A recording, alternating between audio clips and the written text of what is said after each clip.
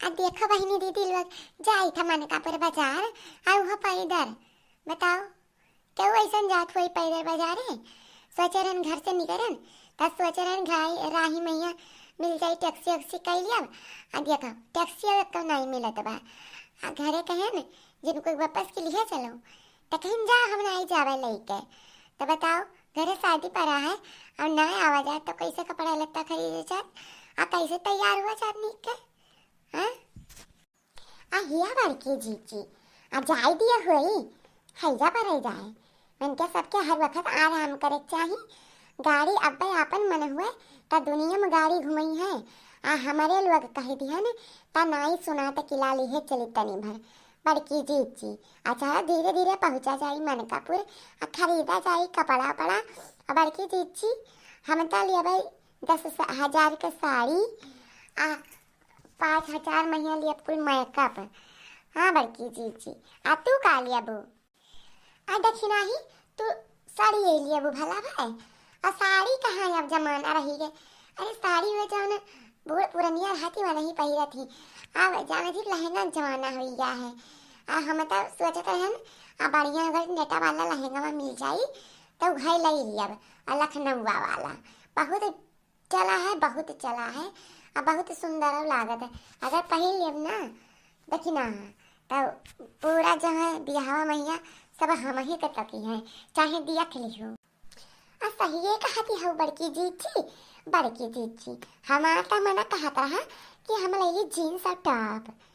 सबे दिया के खबर हंसी है और हंसे तो हंसे गुस्सा करी है। जाना चाहिए बड़की जीजी।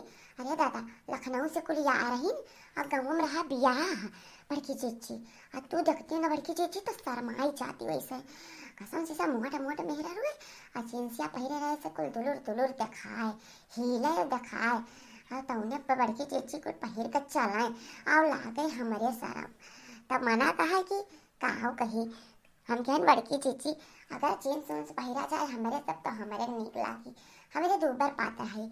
अब मोटा भाई से पहन ली है तो का हो गई हीरी डोली नहीं। अब देखवैया वाले कहिए कि धनी है दादा धनी है और शर्म नहीं लागत है जब पर जाए निहते हैं कुल कैसे पहिर के चलत हैं। और शहर हुए तो शहर गमू माय का अपन जलवा दिखाए रहती। हैया लड़का भतार काटा हम मैं सुनावत हिया तू हम मैं सुनावत हिया कि मोटा भैंसिया से हम मैं सुनायू ना जानी कि नहीं जे मोटा भैंस वही जे तू नहीं मोटा भैंसी हो तो बड़ी नीकी है हम मोटे की भैंसिया सुनावत हूँ दूसरे तू ऑर्डर दे के हमें सुनावत हो बड़ी होशियार है।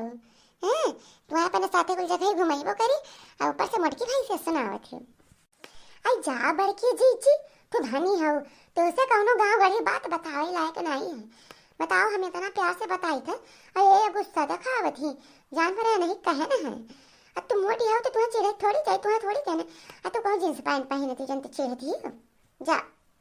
अरे खबर की जीजी दोनों दिन झगड़ा वगैरह ना करो और सही से चलो कपड़ा खरीदे का और नहीं मूड खराब हो जाए तो कपड़ा वो शॉपिंग ही ना हुई कल्लू झिनको सलवनी सब का खरीदी कपड़ा लिए बा तो देर हो जाए कि नहीं अपन लोग खरीदी ले बा उनके बापा लोग खरीदी ले बा कितना कपड़ा खरीदे बा आई से झगड़ा करबू कप्पा हो जबू ऐसा पैदरे जाती हो और ज्यादा झगड़ा कल्ला ना करो चलो दोनों जनी साथे चुपाई मार के गाना गावत।